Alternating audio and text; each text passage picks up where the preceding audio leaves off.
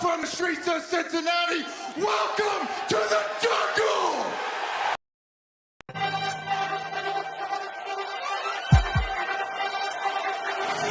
Let's go. Stripes, stripes, stripes, stripes, stripes, stripes, yeah. Stripes, stripes, stripes, yeah. Stripes, stripes, stripes, yeah. Orange in the day, black in the night. Stripes in our veins, sparks gonna fly. The beast is awake, orange, black and white. Cause when the jungle come alive, day we ignite in stripes. Cincinnati, we gon' rise in in the jungle, we unite in dripping orange and black and white. Day when we fight, live and die in these stripes. Wake up the beast, every game day is a feast. Time to bust it off the leash. In the jungle, dripping heat. Tigers strike the city streets. East side, stand up. West side, stand up. If you reppin', who they? Time to put your hands up. Bengals stripes, we in it. New day, new age, yeah, we get it. Cincinnati, jungle fitted. Who they in our house, we win it. Orange and black and white, we build it. Earn our stripes, you know we kill it. Bleed our colors, jungle dripping. Nasty, natty, yeah, we lit it. Lit the crowd, get the city loud. Yeah, we feasting now. Fit the bounce, make the city howl. Now we beastin' now. Thunder through the tunnel, from the sideline to the huddle. Stripes we tatted on the jungle when we flex that who they muscle on them. Stripes, Cincinnati, we gon' rise in in the jungle, we unite in dripping orange and black and white. All day when we fight, live and die in these stripes. Stripes. Now who gotta move like it on? Stripes. Now who wanna move closing on? Stripes. Now who wanna move on? If you got stripes and you let the city know you rock them, yeah we got them, yeah we fought them. Like that black and orange up on them. Bingo bottle, never stop it till the beast and know who they rockin' with the diamond stripes, flossin' on the ring. Cincinnati, she's our queen. We gon' show the world who king. Orange in the day, black in the night. Stripes in our veins, sparks gonna fly. The beast is awake, orange, black and white. Cause when the jungle come alive, day we ignite in Cincinnati, we gon' rise in the jungle, we unite in dripping orange and black and white. All day when we fight, live and die in these stripes. Now who gotta move like it on? Now who wanna move closing on? Now who wanna move on? All day when we fight, live and die in these stripes. Hey guys, what's going on? Welcome to the show. This is Sports with Strawberry Ice. I'm your host, the Iceman, Jeff Trunapole. And as always, I'm bringing you sports from a West Side point of view right here in the great city of Cincinnati, Ohio, home of Jackpot Joey Burrow, the AFC North champion Cincinnati Bengals. Now, do me a favor, if you found the show, hit that like and subscribe button. Smash that thumbs up. I'm up to 1,545 subscribers. You guys are awesome. I made a huge jump the last couple of days. I appreciate every single one of you guys for joining the show. Now, if you want to make a comment or support what I'm doing, make sure me and Glenn Goodberry, the Goodberry Variant, as he likes to call himself on Twitter, answer your question. Give me a super chat, or you just want to support what I'm doing. Give me a super chat. I would greatly appreciate it. And as always, I'm coming to you live from the Ice Cave. And the Ice Cave is brought to you by T Properties. T Properties, quality housing for quality people.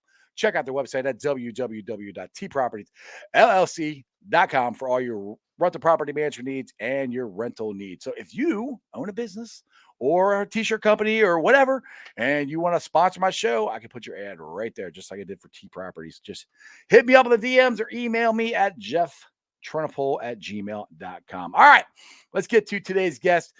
Now, everybody knows about the Goodberry. The Goodberry is usually a Bengal fan, but this is the Goodberry Variant. Some people might say it might be the better version of them. I don't know. This one's full of wings, beer, and all kinds of fun. So let's get to it. Glenn, what's going on, brother? Jeff, what's up, man? How are you? Oh, man, I'm excited for this one. I'm already hungry. Just the stuff that you tweeted out said you're going to have on the show because you know me, man. I am a big chicken wing fan. I love B-dubs and buffalo wings and rings and all that stuff. And you look like you got yourself a nice spread there, sir. Every time I put something up, you're like, man, you're making a fat guy hungry, man. I need to get some food. I gotta get.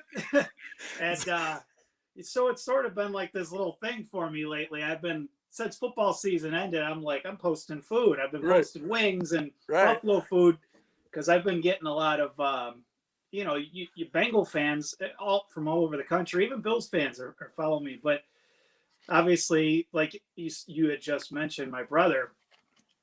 Everybody knows who Joe Goodberry is for the most part, right? At least for the most, they're aware of him. But then I come onto the scene and people are like, "I know you. You're Joe's brother, Bill's fan brother. You're the variant." Yeah, sure. But yeah, so I got some buffalo wings today, and a lot of you guys know what Duff's is. So I got some Duff's wings with blue cheese, not ranch.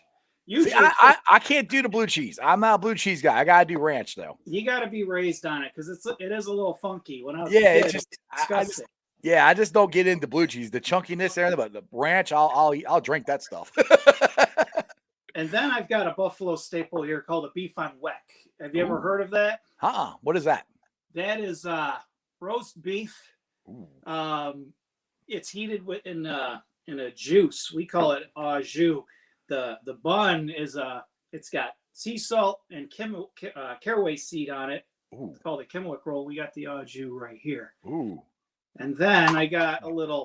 This is a Canadian thing, but it's called Blue Light. You guys might be familiar with. Yeah. I know what that is. The beer I know about. Yeah, the wings I know about, but the sandwich I don't know about. That looks delicious. Like I said, if the Bengals play the Bills sometime, which I only way to play them this year is if we're beating the playoffs. I'm coming there and I'm hanging out with you and your brother. We're gonna go drink some beer and eat some wings, and I'm gonna eat some good buffalo food because you guys are known for not only your food but also jumping through tables. So my question is and I've always wanted to know this. Do you have any idea where the hell that got started at? Who thought of the idea of jumping through a freaking table at tailgating? So we've got this college atmosphere. Everybody talks about the college atmosphere, and the age demographic I would assume are the ones that originated the table jump. I don't have 100% clear story to tell you is the origins to the table breaking, but it became a phenomenon, right? So everybody's like, you got to jump through a table. I'm 37 years old. I'm not jumping through tables. Even if we were jumping through tables 15 years ago at tailgates, I may have done it then. But like back in the day, I was doing push-ups for beers out in the parking lot. I was just trying to, get boozed up before these games because it's negative 25 wind chill. You got to have something in you to get you going. So we weren't jumping through tables yet. But, internet, cell phone, you can record everything now, and you got, it's evolved into people jumping all over the place, breaking tables, lighting them on fire, jumping off of RVs and buses. Yeah, I'm surprised more people don't get up with concussions. Because I saw one last year where these two guys picked these two girls up and just power bombed them right through it, and their heads missed the table and hit the ground. I'm like, dude, they gotta be knocked out. Holy crap! There's some serious stuff that you hear about after the fact of people getting hurt and things like that. But it's how we roll, I guess. It's sort of the allure of it, and people chirp at me. The Bengal fans usually are that second market that talk to me quite a bit. And they're like, you got to jump through a table. I'm like, I'm not jumping through tables. And that's not how I'm not doing that either, dude. I'll be 40. I'll be 47 next Thursday. There's no way in hell I'm jumping through a table. If I jump through a table, I'm not kidding. I mean, hell, I woke up today, my knee and my ankle were killing me, and all I did was sleep. So the last thing I need to, I've got an 11-year-old son, is to go viral, really tearing myself apart. And my son is now the laughing stock at school because his dad, was concussed and laying in a parking lot. Exactly. Yeah, that guy, that Goodberry guy. He got knocked out. All right, my boy Dale here from you guys you were on his show. You and Joe were on their show. Yeah, a couple weeks ago. The Bengals and Brews said that Derek said that he would let me and Dale put him through a table. So me and Dale get to slam Derek through a table apparently sometime. So you mentioned about the Bills, about Bengals coming. Buffalo comes to Cincinnati this season. So there's a regular season game in Cincinnati that I have a few weekends I cannot make my way to Cincinnati. As long as the game is not on one of those weekends, I'll be traveling down again with Joe and our wives. Awesome. And coming down for a game. Maybe we can break a table down in Cincinnati. Hell yeah. Well, hey, all of us will put arrow through the table. We'll all you, me, Joe, Dale, we'll all just drink Derek and just slam him right through the table. We can put Derek through the table. Yeah, put Derek through the table, Yeah, that'll work. Yes, I that's right. You are right. I forgot the Bills are coming here, so that will be cool. And last time the Bill, it's kind of cool. I think the Buffalo fans and the Bengal fans have kind of joined together in forces of us getting along. And I know it happened a lot a couple years ago when we put the Ratbirds out of the playoffs. Yeah, Andy Dalton threw the touchdown to TB and put the Bills in the playoffs for the first time in forever. Yeah, it's always this weird sort of like force of nature. The Bills and Bengals seem to swap players or get involved in some way or another. The fan bases can really relate to one another. Two historically sort of low-end franchises that's had these stellar moments in the 80s and the 90s, right? And then really hit like this drought. Even during our 17-year playoff drought, the Bengals still made the playoffs a few times. We didn't win any though. Right. So we just sort of share this like turmoil, and then T.O., coming back and forth, Ryan Fitzpatrick, and then all the way down to now, thanks a lot, we got Bobby Hart. You're welcome. So, that's our gift to you. You can have him. We don't want him back. Yeah. Thanks. Well, there's another thing that we share that I get a little irritated with, to be honest, is the K gun, the shot, the no huddle offense. Yeah. And it started here in Cincinnati, and Buffalo took it over and called it the K gun and went to 4 Super Bowls. And I get a little irritated sometimes because people forget that it actually started in Cincinnati. Right. And I'll never forget this. Is in 1888, Buffalo, we're going to face you guys in the AFC Championship game, and they were trying to make it illegal to not be able to do our no huddle. And then the very next year, they started doing it and went to 4 Super Bowls. So I not that I hold any grudges, but I do get a little irritated when people say, "Oh yeah, it started in Buffalo." I'm like, no. It started in Cincinnati. Buffalo took it over and did better with it than we did. They went to 4 straight Super Bowls, but still, that's one thing that I don't think we have in common. Yeah, I understand it as like you're saying, as a Cincinnati origins, and right. Buffalo, the Bills of the 90s with Kelly, and then they were high flying, and they needed something to take themselves over the top, and it worked for them 4 times in a row, but obviously they couldn't win any of those. The first, being 37, the first game I truly remember is that Bills Washington Super Bowl, Super Bowl 26. Mm-hmm. And I must have been 8 years old. I was really sort of coming into being a football fan. And so that's one of the first games I remember. I remember being really extremely sad that last loss to the Cowboys at the Georgia Dome, Super Bowl 28. I was like, this is the 4th one. They were leading at the half, and they lost. And I'm like, it was it, man. I trust you. Bengals fans, we feel your pain. I've watched the Bengals go to 3 Super Bowls. So I got about 10 years on. I'm almost 47. Yeah.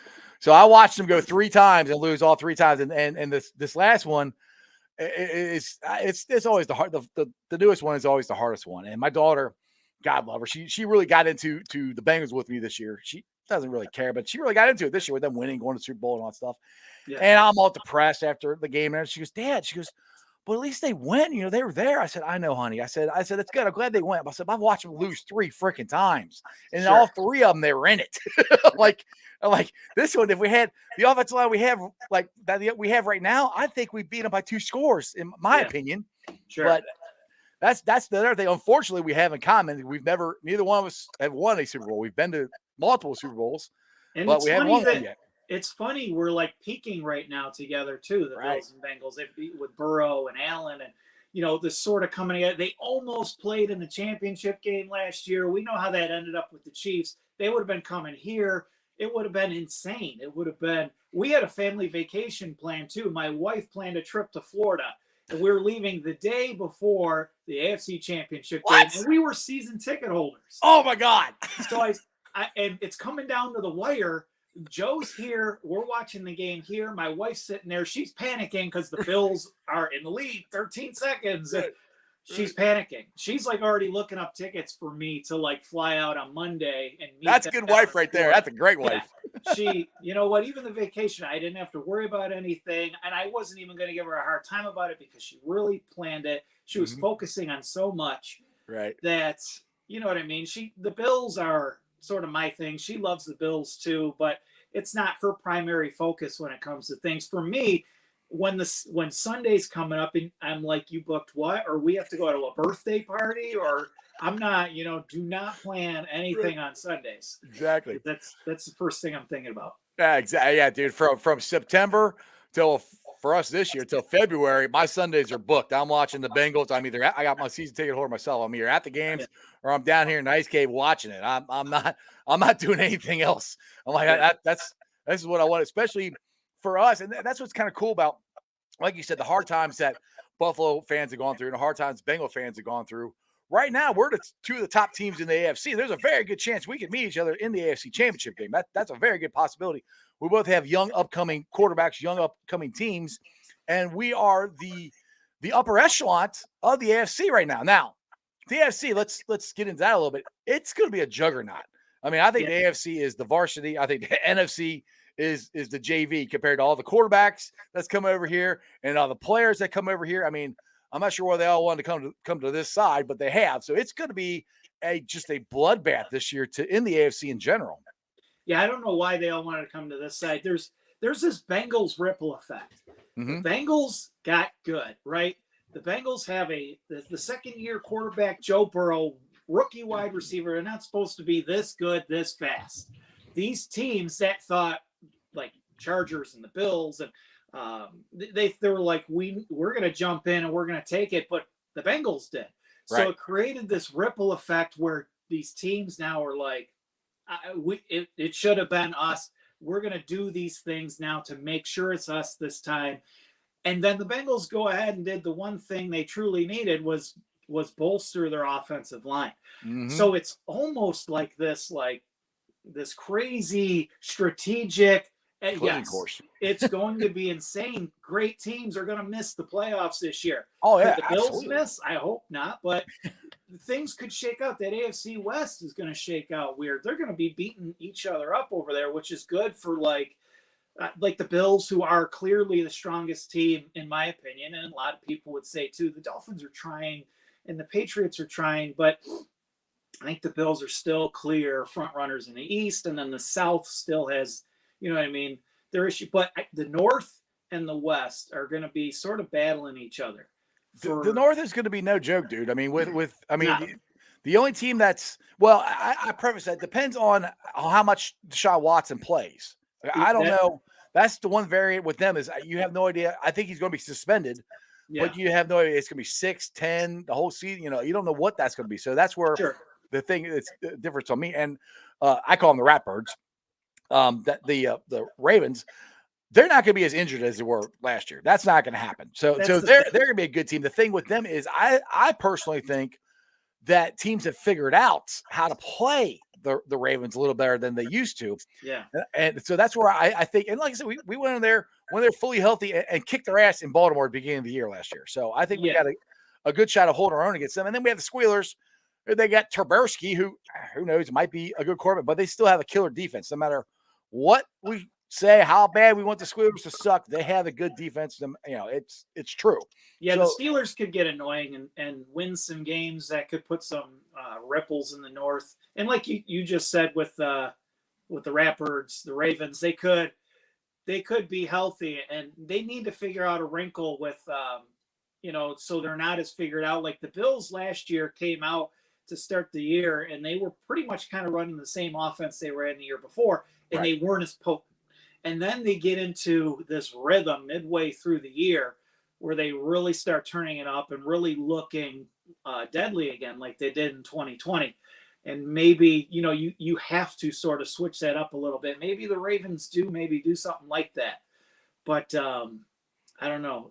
I think the North isn't going to be as tough as the West, but I think the West is no joke. Yeah, but the North is I don't know who's going to win the West. AFC altogether should be hard. We got a couple questions here from Dale.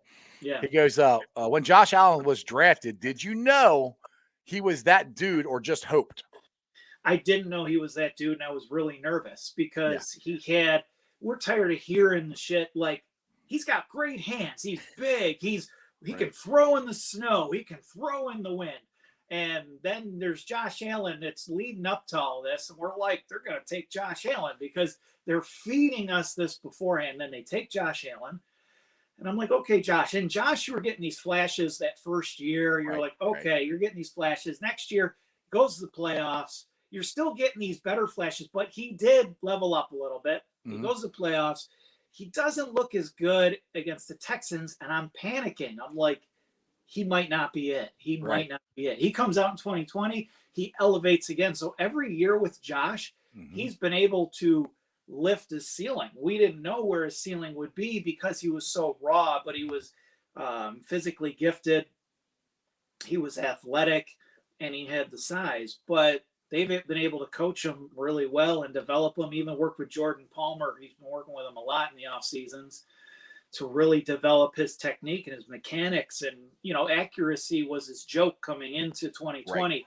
He's not accurate. He's not accurate with the deep ball. Well, he did some training, he did his work, and he's accurate with the deep ball, and he is dangerous. He's one of the most dangerous quarterbacks, and some people say is the most dangerous quarterback in the league right now. And I don't know, I let those opinions go to them, but I really love Josh Allen right now. I love him. He is that dude right now.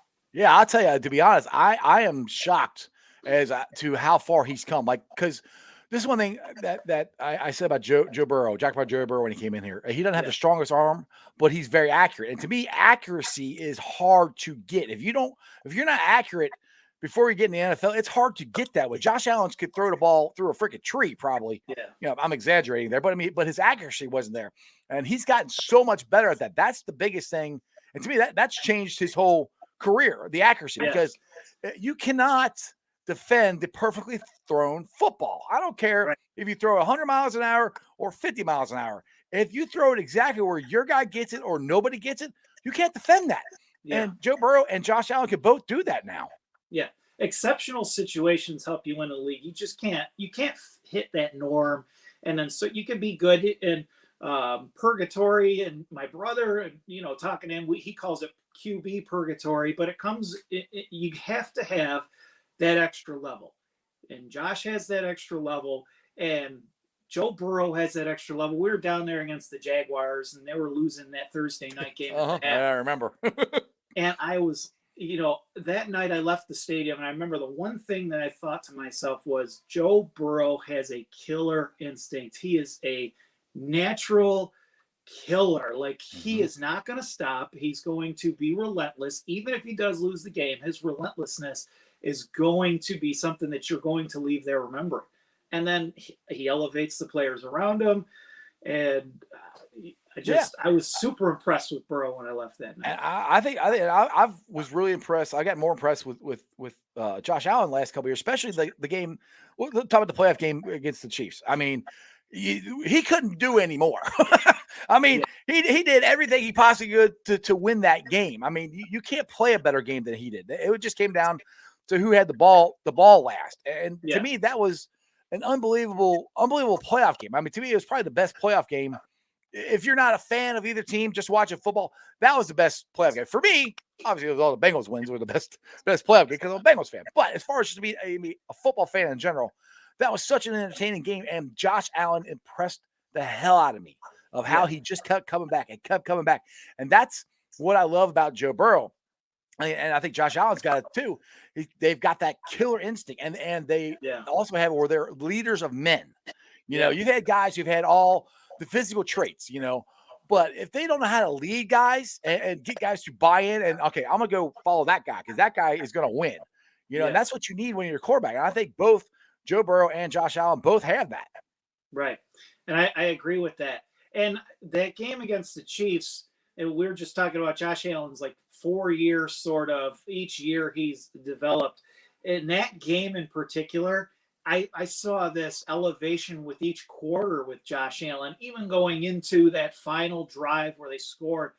Like, I'd never seen anything like that from Josh, because they were losing close games all year, and then they lost another close game. Their losses were all within a touchdown this year.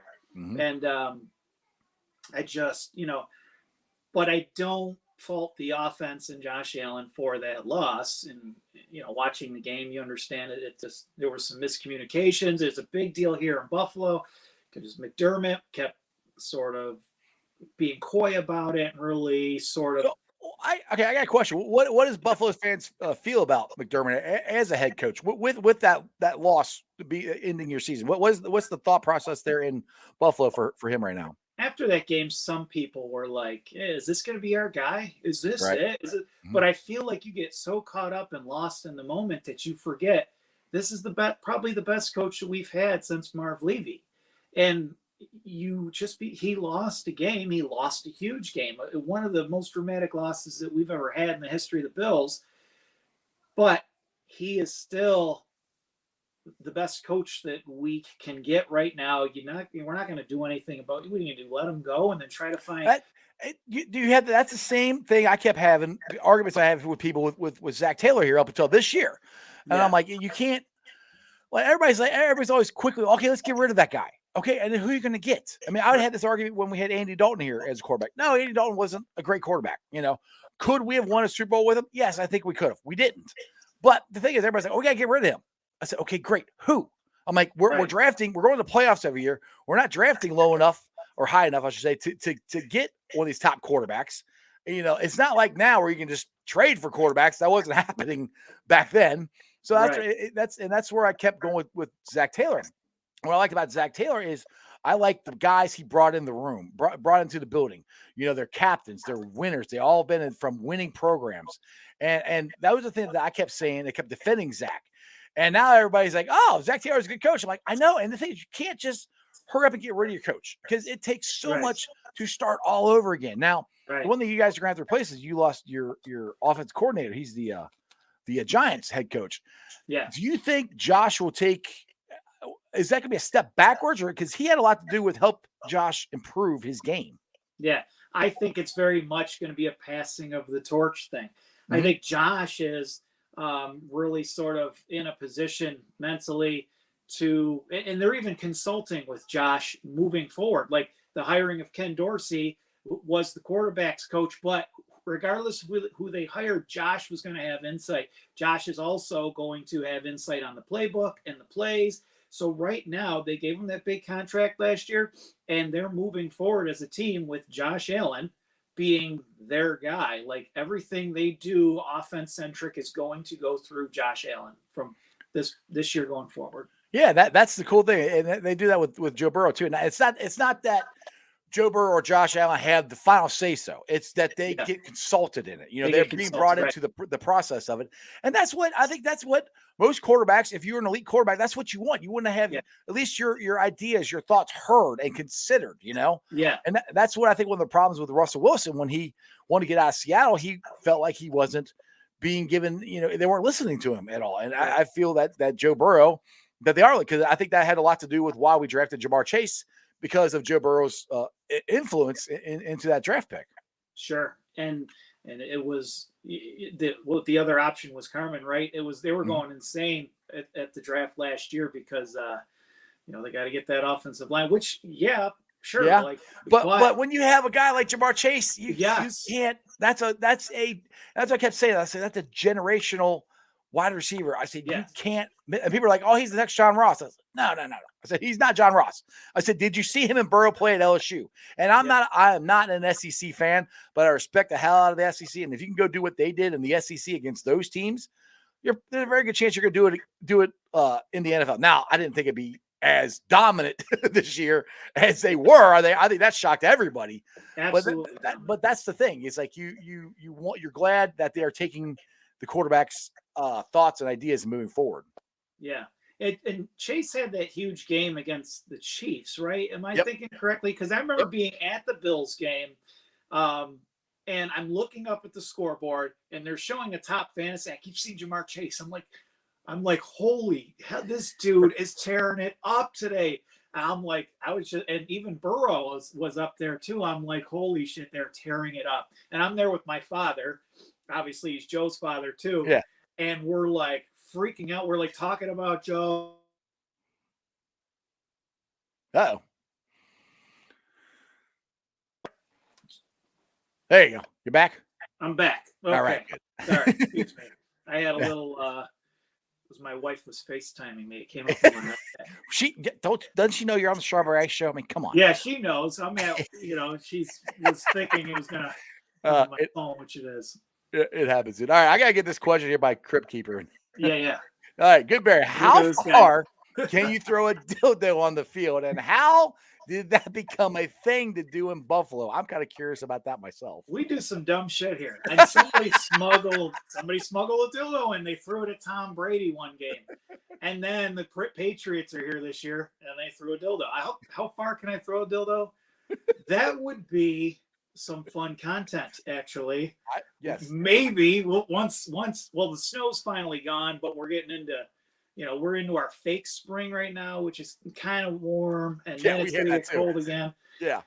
So maybe once summer rolls around, it dries up. I'll get with Joe, and we'll throw dildos and see how many yards. Or if you guys are coming here for the Buffalo game, we could just do it right here in the parking lot in one of the tailgate areas there in outside of Paul Brown Stadium, and see who all of us who could throw it the farthest. That's not a bad idea. We could do like the Cincinnati Buffalo Olympics here. There you go. And the opening ceremony is throwing Derek through a table. I like this. Yeah, we'll throw Derek through the table. We'll throw dildos. Whatever you want to do. We'll have a wing eating contest. Oh, hell yeah. I'm down for this. This is going to be fun. I like this. Be a good time. I'm hoping it's one of those weekends that I'm available. I got a wedding one. I got some other things going on.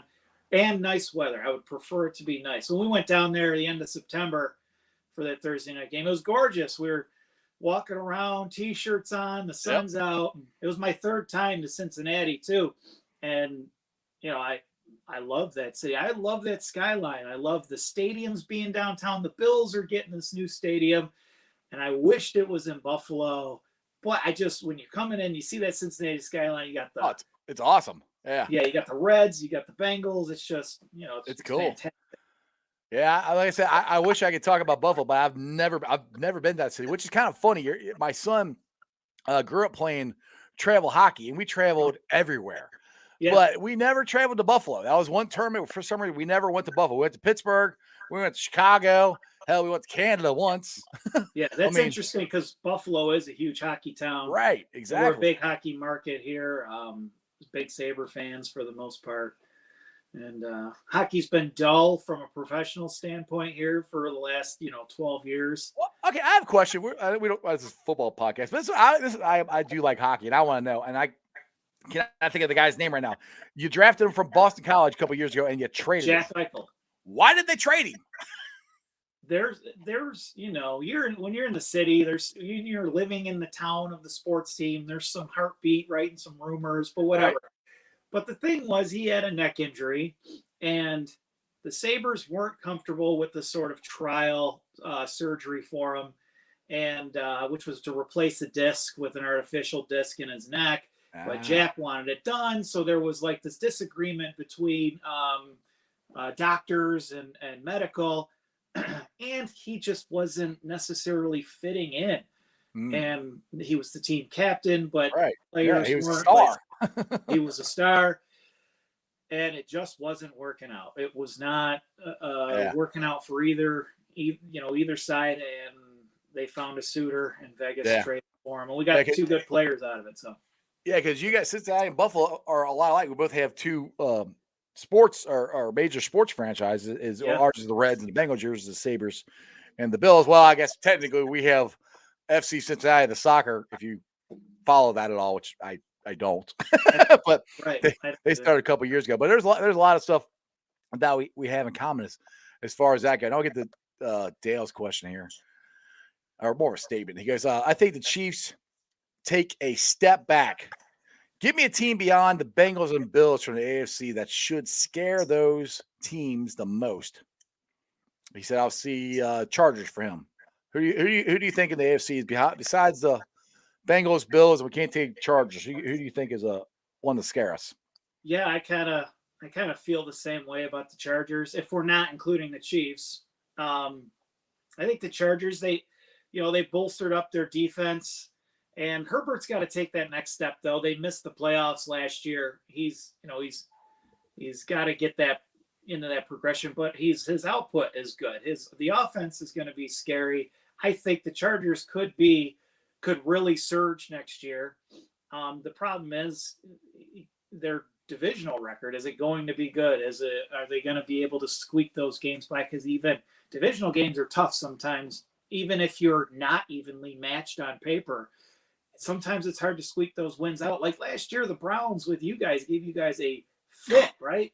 Well, the second game we didn't play anybody, so I don't count that one. But the first one pissed me off. They ran the ball down our throat. We couldn't stop them. Sure, I get that, and that makes sense, right? But, right. It's just those divisional games are always they're not toss-ups typically. Like the Bills are owning the Dolphins right now. The Patriots used to own the Bills, but those other games could be the Patriots we lost to this year. They squeaked it out, and it was a weird weather game on that Monday Night Football. I don't know if you got a chance. Yeah, the wind. Yeah, when they I think he threw the ball 5 times or something and beat you guys or something like that.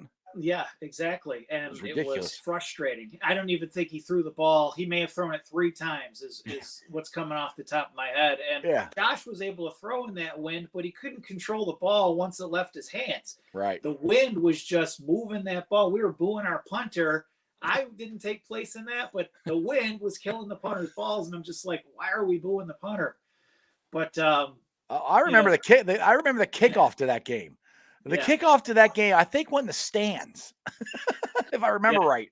Yeah, you're right. Because the wind was to my back going that way, and that first kickoff went, right into the stands. Yeah, it was ridiculous. I'm sitting there watching going, holy crap, what? Like, God. I'm like, man, he's got a leg. It's the wind. Like, holy shit. Right. All right. Before we came on the air, you and me were talking wings, and we both love wings. Yeah. And you were talking about some different ways that you prepare wings. And one way that I've never done it, and you have, it's smoking the wings. Yeah. How long does it take you to smoke them anyway? It doesn't take super long because they're small. It could be a couple hours, an hour or two. So, you can smoke them, use your favorite seasonings, dry rub. You can even throw them in sauce afterwards, and they're still pretty delicious. They're not crisp like a fried wing, but it's still a wing, and it's pretty good. And if you like smoked meats, it's it's your average smoked chicken. It's pretty good. I still prefer my wings fried, and even when I cook at home, I use the air fryer. Yeah. I got the basket air fryer. Frozen wings, raw wings, whatever you want to do, they come out the same to me. Frozen just takes a little longer to cook. And then here we use Frank's hot sauce and butter. And then you can doctor that up if you want a little too. I'll add onion powder, garlic powder. You could sprinkle some seasoning in there, whatever you want to do to doctor them up. But so that's basically how we make a wing here in Buffalo. So how did now Buffalo Wild Wings originally started in Buffalo? What's the origin of it? I guess how did that? Do you know the story of how that started?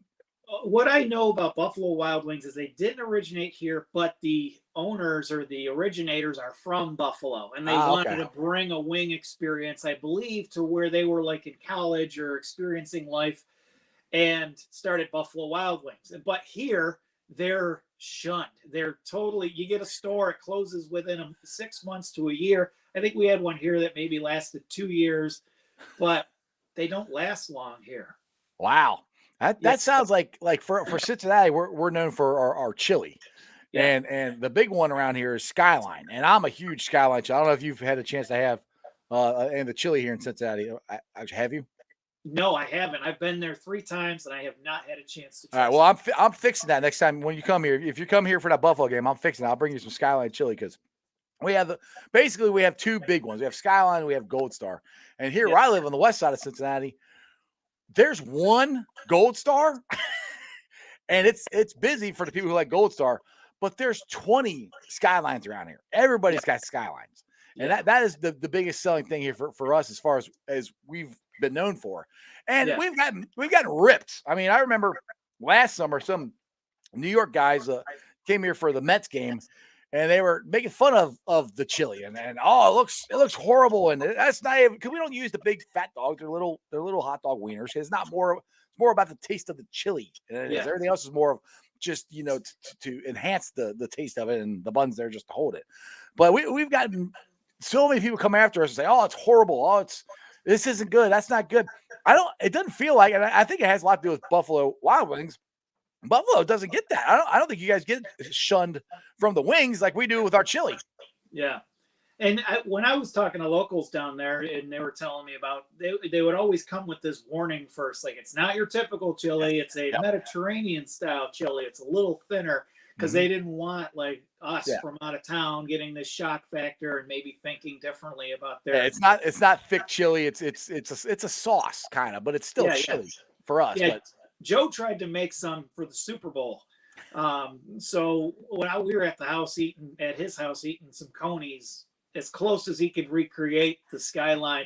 But it was funny. His neighbor comes over for the game, and he brings this basket of Cincinnati with him, and he's got these Cincinnati beers in there, and he's got a can of Skyline in there.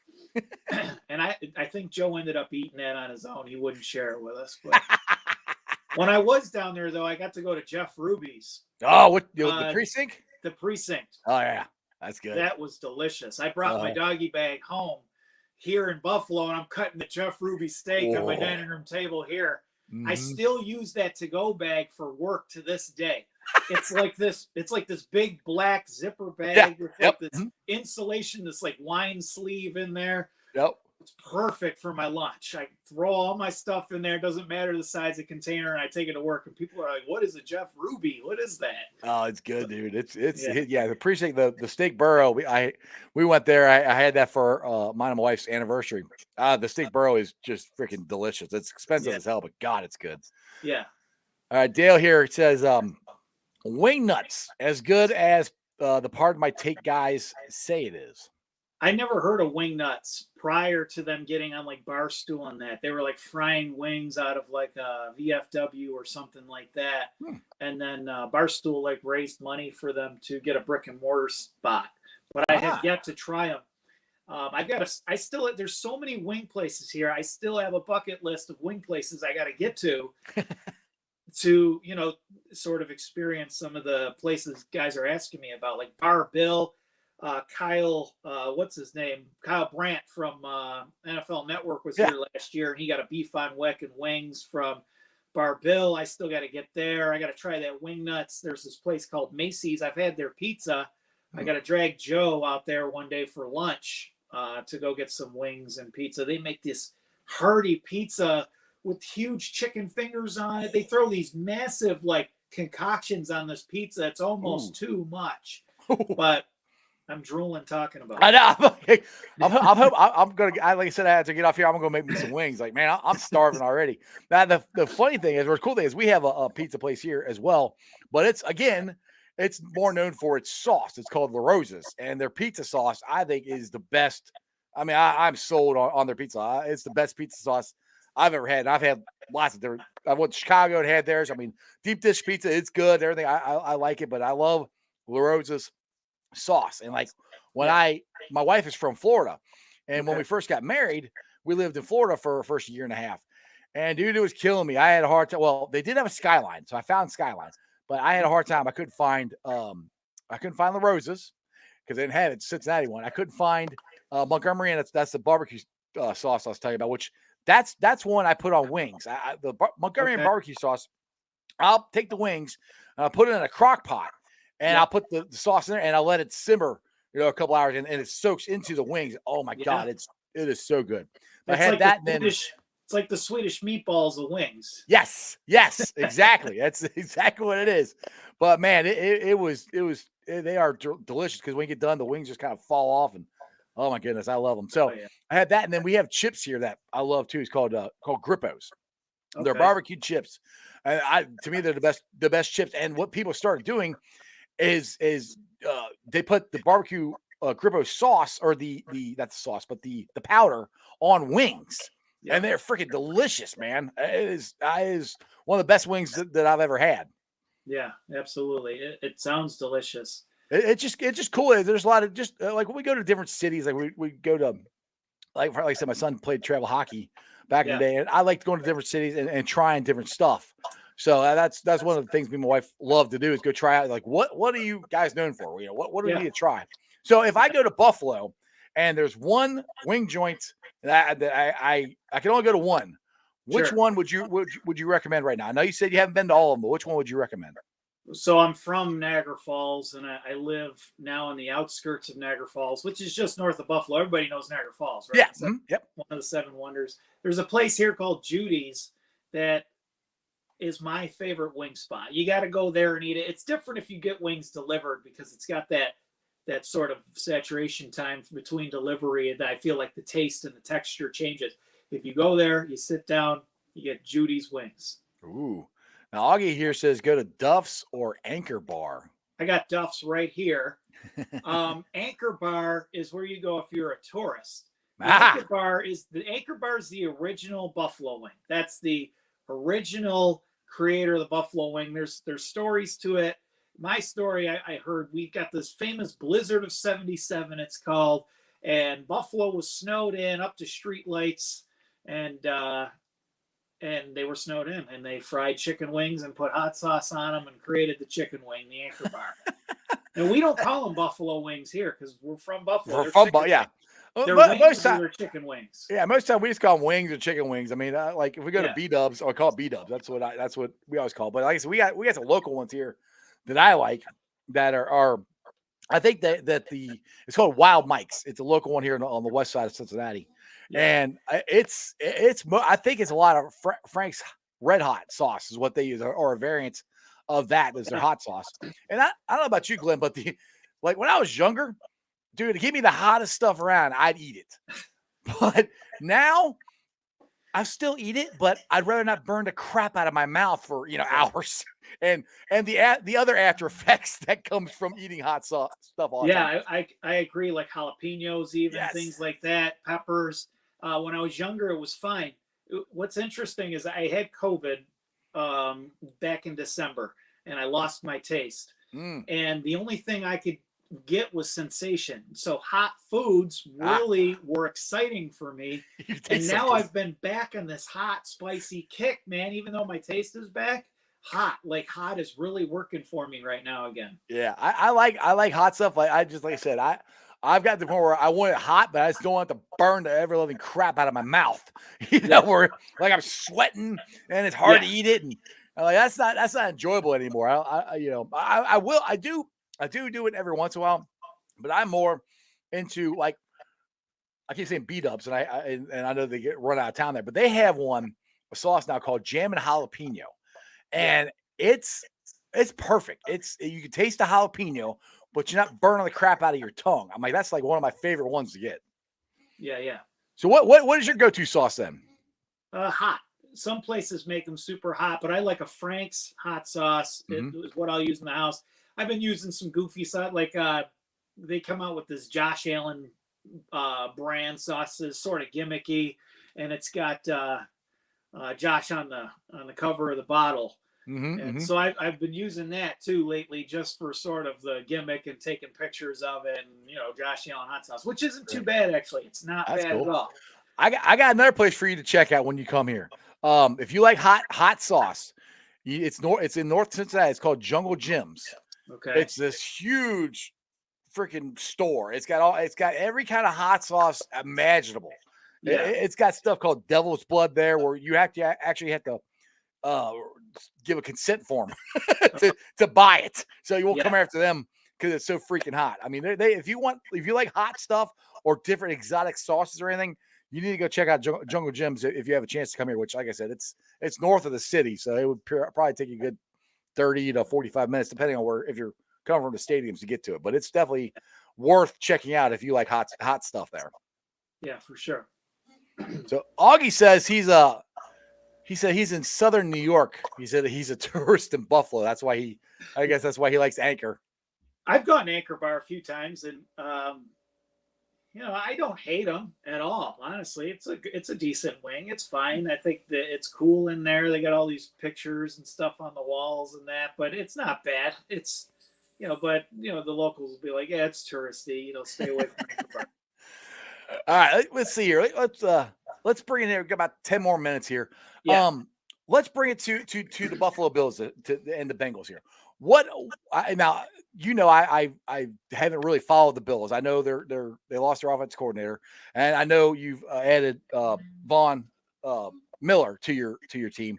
What else have you guys added? And I guess my question is why is most people picking the Bills for the Super Bowl favorites right now, in your opinion?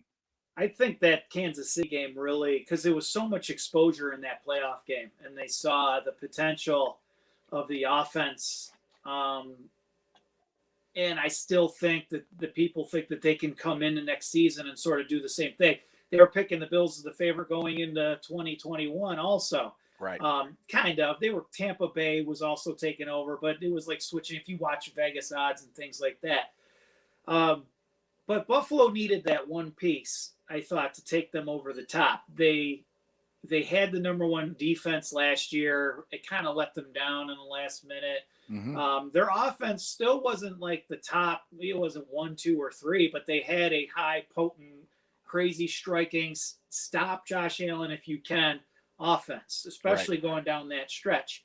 And I think the people that sort of really get hyped on that are just remembering that performance by Josh in those 2 playoff games.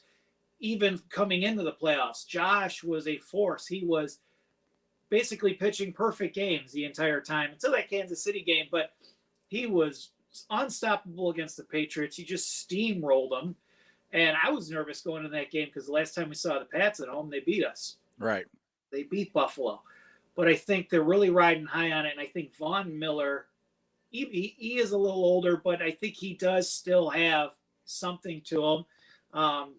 Adds that little extra piece. And are they my favorite for the Super Bowl? I hate even thinking about that or answering that question just because, I'm a Bills fan. But there's a lot of pressure there, and even thinking about it is like exciting, and I just want the season to play out. But that's why I think people are thinking, like, could the Bills be a favorite? Could be the favorite going in is because of those performances. Right. Yeah, see, I don't have a problem with everybody picking the Bills. The ones I have a problem with is some of them are the odds makers, I should say. I was looking this up yesterday.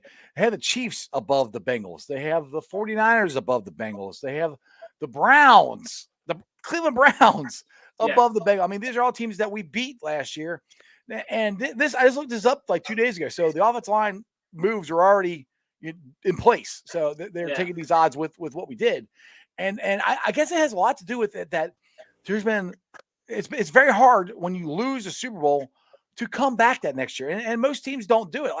Halftime, you'd only make the playoffs the next year.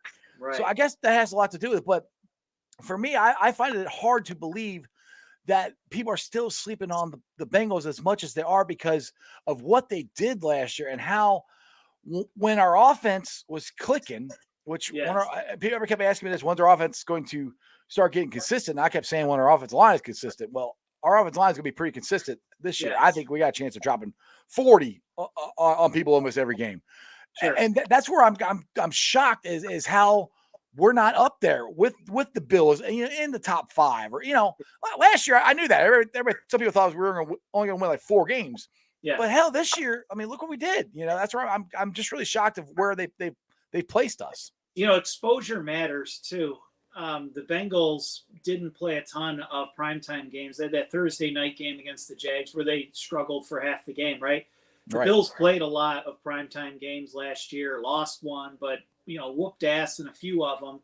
And, they really got to sort of see the Bengals in the playoffs, but even those games were very close games, and the Bengals did still win them. Other than that Chiefs game, when they came back, incredible game, right? Mm-hmm. And then they see them in the Super Bowl, and I think they still are sort of carrying that stigma to them, like people that really aren't watching these games and understanding the Bengals as much as the Bengal fans don't have a grasp on who they are. So they're going to sort of be slept on, in my opinion, at this point. And, they're going to make some waves again next year. And then I really think they're going to start grabbing the attention of national media. There's going to be some high profile games for the Bengals next year. It's going to be some great exposure nationally for them. Yeah, that's one that did surprise me too. Is us being a young and upcoming team last year that we only had one primetime game. We never got any of the games flexed, which I thought for sure the Browns game or the 49ers game or one of these other games we got flexed to Sunday night. And it never happened. That always shocked me. And we'll find out, but I'm counting on us having at least 2 or 3 primetime games this year. I would bet the Bills-Bengal game is. I would bet that would be a primetime game. Yes, absolutely. That should be. I mean, why wouldn't that be? That would be the perfect showcase for the NFL. You have 2 of the young up-and-coming teams, 2 of the young upcoming star quarterbacks in Jackpot Joe Burrow and Josh Allen. Yeah. That's a perfect one to put in prime time, like Monday night, Thursday night, somewhere around there.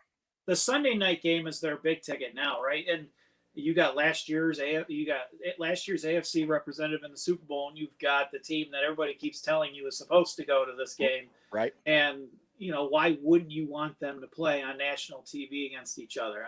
That would be crazy to me to think that they would play Sunday at 1:00 or, you know what I mean? It just, I don't know how you do it. That's one. I can't wait till the schedule comes out because I'm already going to go. I'm going to go down to Florida because like I said, my wife's from Florida. Her family's down there. So my sister-in-law has tickets to the Buccaneers game and the Bengals are playing the Bucs. Yeah. So I'm going to go down there. I just got to figure out when the hell the game is. So I'll play. Waiting for May. We're all waiting for May to come around so we can get that schedule.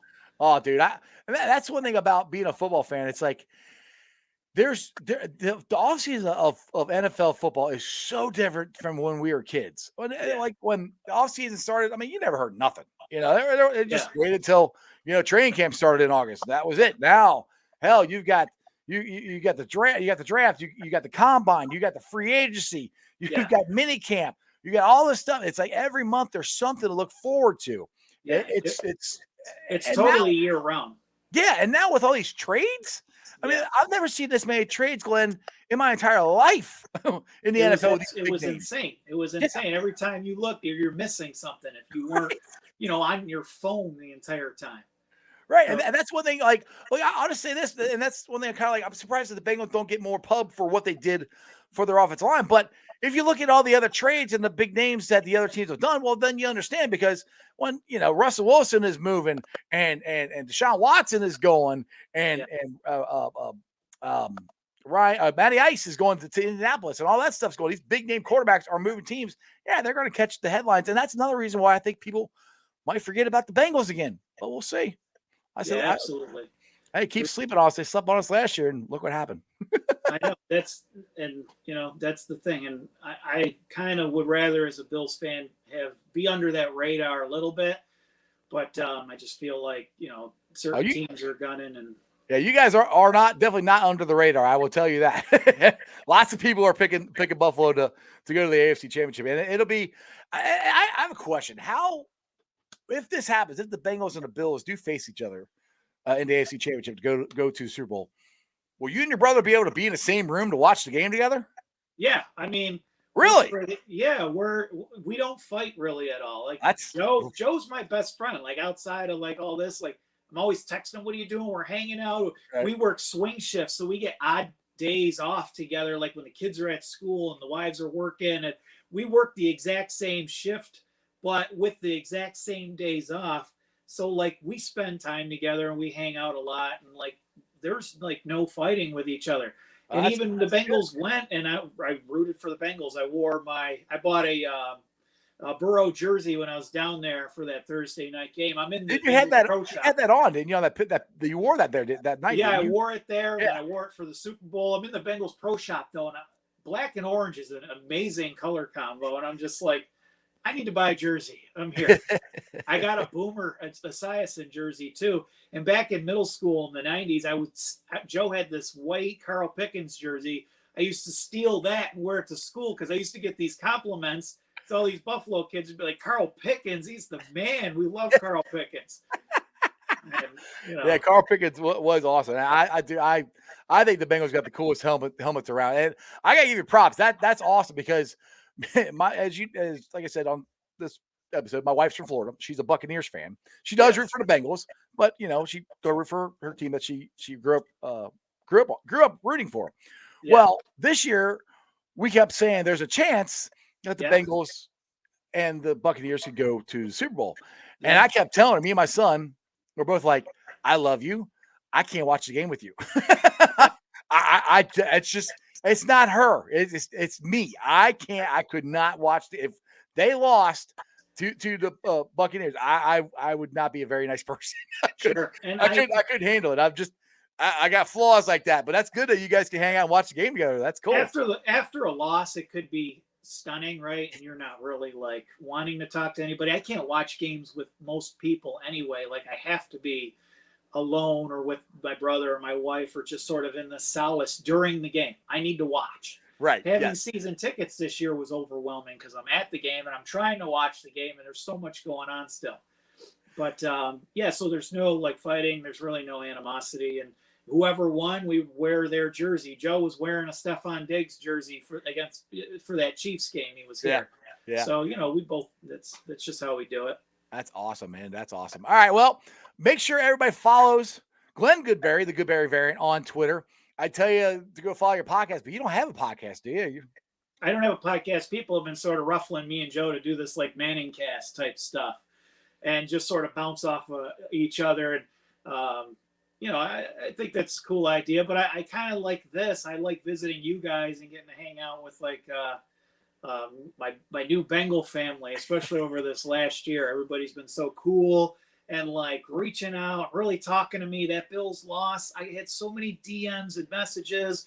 And then when the Bengals won, I made sure to sort of go through and hit everybody back up that, came through for me. And so it's been real cool in that regard. But no, I don't have a podcast. And just follow me on Twitter. Hit me up and let's talk football. You'll get all kinds of cool pictures of wings and beer. And like I said, you make a fat guy drool. And go check out the Bengals and Brews podcast when you and Joe were on there. That was an awesome one.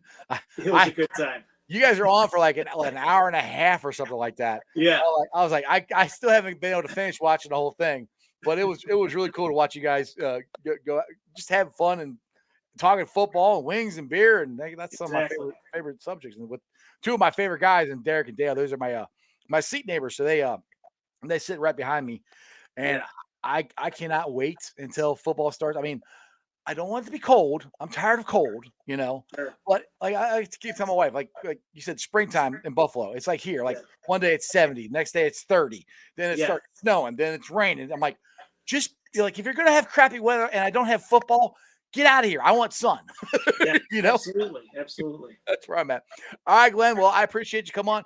Now you have to check out the show tomorrow because I got another guy coming on that you might know of. His last name's Goodberry too. I thought Joe would come on in the comments and mess with you, but I guess he left you alone. So I don't know what he's doing. I think he's parenting. He's got his kids. You trying to adult? That adult stuff is boring. I'll hop on tomorrow though and give it a watch. All right, that sounds good, Glenn. Appreciate you, man. Yeah, man, it's a good time. Thanks a lot. Easy. Yep. See you. All right, guys. I hope you enjoyed that. Yeah, go check out Glenn. Go follow him on Twitter. He's like I said, he's fun, a fun follow. Like I said, dude, I want to go hang out with him and Joe. I want to go to some wings places, some pizza places. I want to go check these out because I love wings. It's probably like my favorite food to eat. So then I would love to go to Buffalo and check out all the different ones on there. So I know it's a little different show, but hey, it's off season, man. Got to talk about different stuff. But tomorrow, his brother, Joe Goodberry, will be on the show. So we will definitely doing some draft breakdowns. And I'll probably ask Joe's opinion on his favorite Buffalo wing place. Well, I should say wing place or wing sauce or whatever. Anyway, let me get to the Facebook groups that let me live stream. And of course, I appreciate every single one of them. They're Houday Nation, Houday Legion, Bearcat Country, Bearcat Ruckus, Cincinnati Reds, riding third, heading for home, the Ohio State Bucknuts, the Ice Bar, and then you follow me on all my social media platforms, all under Sports with Strawberry Ice. I'm on Facebook, Instagram, Twitter, and TikTok. Twitter handle is at Jeff A. Trenopole. TikTok is at Iceman90. If you're watching on Twitter, I have over 2,000 followers on Twitter, which is unbelievable. I never thought I'd get that many people follow me on Twitter. But if you're watching me on Twitter and you have not subscribed to my channel, please do so. Please go to the YouTube channel, Sports with Strawberry Ice. Hit the subscription. I would love to get 2,000 subscribers on my channel. That would be awesome. I'm also on TikTok at Iceman90. I'll be pulling the sound off later on tonight. Put it on the podcast. It's on BeanPod, Apple iTunes, Spotify, Google, Stitcher Play, pretty much wherever you get your podcast. Please make sure you rate, like, review. Give me a 5-star review. I would greatly appreciate it. Leave a comment so more Cincinnati fans can find my podcast. YouTubers, like I said, I'll try to get to 2,000. We're at 1,545. That is awesome. I appreciate you guys. I appreciate the support. I'm glad you guys like what I'm doing. I can't wait for football. I want the draft to get here. Let's have some fun tomorrow. Joe Goodberry's going to be on the show. So bring your draft questions, bring your Bengals questions. Hell, bring your Wings questions. Bring your Marvel Comics questions. Whatever you got, bring it for Joe. I'll see you guys tomorrow. And that's just sports, baby. See ya!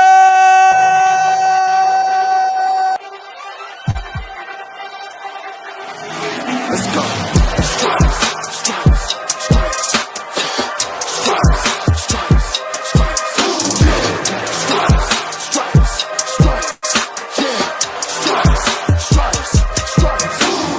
Orange in the day, black in the night. Stripes in our veins, sparks gonna fly. The beast is awake, orange, black and white. Cause when the jungle come alive, day we ignite and Cincinnati, we gon' rise and in the jungle we unite and dripping orange and black and white. Day when we fight, live and die in these stripes. Wake up the beast, every day is a feast. Time to bust it off the leash. In the jungle dripping heat, tigers strike the city streets. East side stand up, west side stand up. If you reppin' time to put your hands up. Bengals stripes, we in it. New day, new age, and we get it. Cincinnati jungle fitted. Blue day in our house, we win it. Orange and black and white, we build it. Earn our stripe, you know we kill it. Bleed our colors, jungle dripping. Nasty, natty, yeah, we live it. Lit the crowd, get the city loud. Yeah, we feasting now. Fit the bounce, make the city howl. Now we beasting now. Thunder through the tunnel, from the sideline to the huddle. Stripes we tatted on the jungle when we flex that who they muscle on them. Stripes. Cincinnati, we gon' rise and in the jungle we unite and dripping orange and black and white. All day when we fight, live and die in these stripes. Now who gotta move like it on? Now who wanna move dancing on? Now who wanna move on? If you got stripes and you let the city know you rock 'em, yeah we got 'em, yeah we fought 'em. Like that black and orange upon 'em. Never stop it till the beast of feasting on who they rockin' with the diamond stripes, flossing on the ring. Cincinnati, she's our queen. We gon' show the world who king. Orange in the day, black in the night. Stripes in our veins, sparks gonna fly. The beast is awake, orange, black and white. Cause when the jungle come alive, day we ignite and Cincinnati, we gon' rise and